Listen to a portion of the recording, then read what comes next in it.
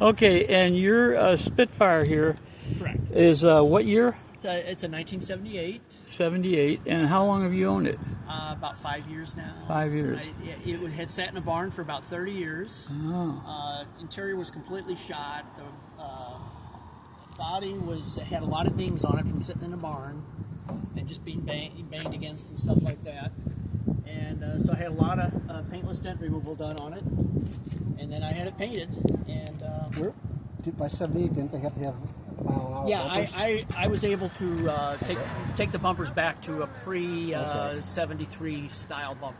Okay. Just unbolting things. On these cars, it's relatively easy to put the newer, older style bumpers on them. So fortunate in that regard, I didn't have to do a lot of cutting or metal work to do that. And so you had it painted somewhere.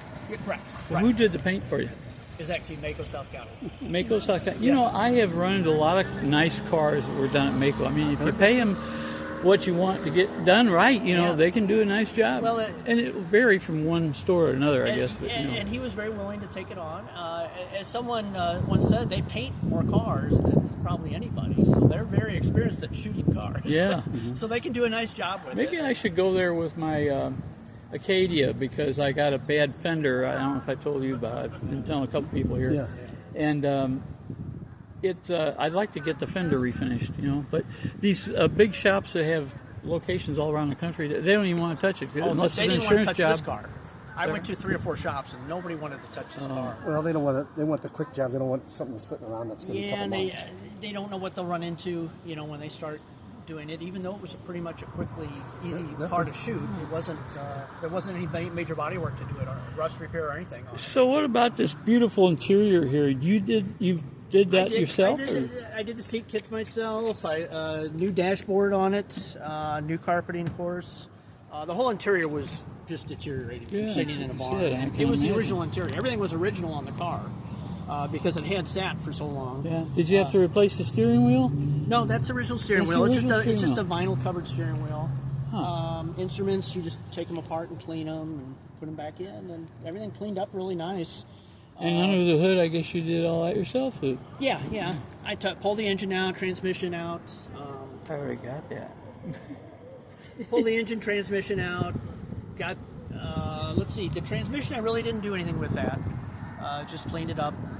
The transmissions hold up pretty good on these cars. Mm-hmm. The engine I went through, put a little hotter cam in it, and then put a Mikuni carburetor on it.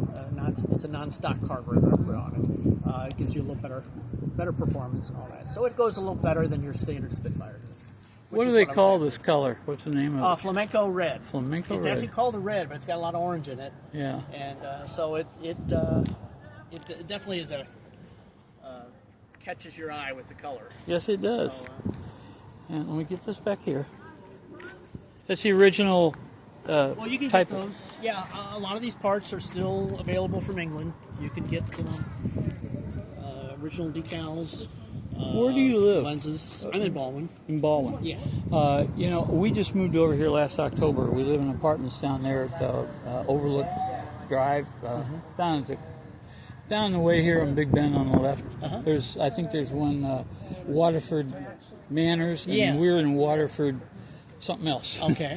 And I saw a guy while I was leaving the house one day to go somewhere. There was a fellow that had a white Triumph TR3, and he was pulled over on the side of the road, and the hood was up. Oh, boy. And so I stopped, talked to him about it, and he said, there's something with the starter switch on here. He said, and I got to have a certain screwdriver that I use. I got to get my wife's bring it down here. He said, I can start it right up as soon as she brings that, you know. But it was a beautiful TR3, and he lived in that subdivision up the road from us there. And I did a story about his TR3. Oh, yeah. And I told him when I was in high school, I had a buddy who had a British Racing Green TR3. And we went to the Missouri State Fair with it one time, and I thought it was fun to ride in that thing. Yeah, these are fun low cars. I always thought I'd like to have one of the, what was the one that had the V8 in it? Stag? Or the TR8. TR8? Yeah, there's a TR8 that had. Yeah, I thought they had a name for it. Yeah, it was the old Buick V8, actually. The V8. The British bought all the tooling for that V8 and put it in a lot of British cars then. Yeah. And it eventually made its way back to the U.S. in the Range Rover. The early Range Rovers had, That's what I heard, had yeah. a V8 in them. Yeah. That was the Buick aluminum V8. So Yeah.